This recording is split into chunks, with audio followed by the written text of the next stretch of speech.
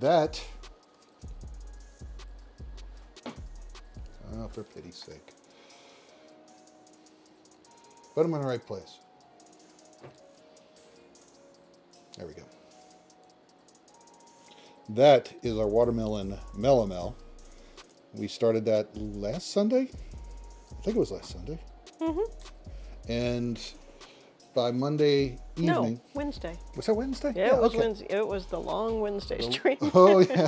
For a Wednesday, it was long, yeah. And that, it's at the mesmerizing phase for me. The pieces that you're seeing floating are pieces of the watermelon that have been sort of congealed with the gelatin we added. There's a bubbler there. It gives a lovely sound to my ears. It just means things are getting happy. And it is quite the violent motion later. This is the initial. And it started off like a little bit, and there was a big layer of sediment at the bottom. And slowly the yeast has been attaching and starting to attack the sediment, and that's what we're getting now. So I'm looking forward to it. So yeah, we're going to go to our normal candle view, but at least wanted to show that. I've got videos of that, so if you guys do want to see it. Whoop. Okay, you get to walk through our kitchen. And you get to stand over Indiana.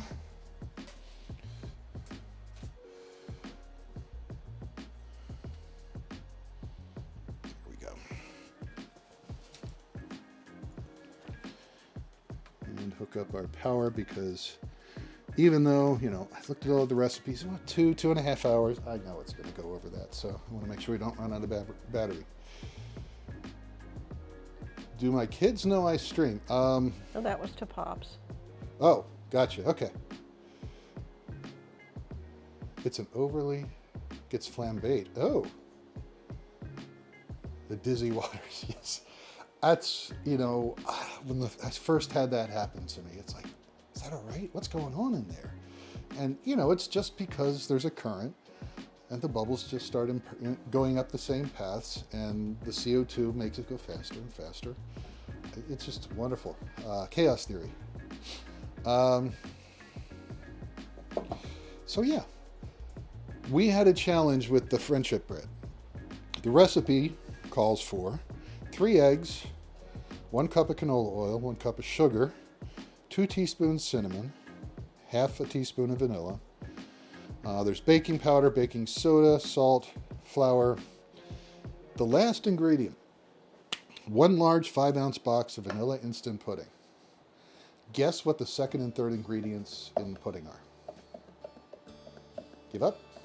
Dextrose, which is corn, sugar, and corn starch. So, we're doing a substitution type. We cannot use corn products here. Lady Wayfarer has a sensitivity to it, and we try to avoid it all possible. Corn and onion. And today the onion is for the Philly cheesesteaks.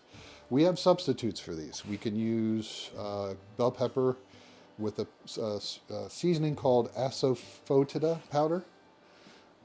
And that is a powder that has the tang of an onion. So if there's garlic going in, we add the extra garlic. How about mine?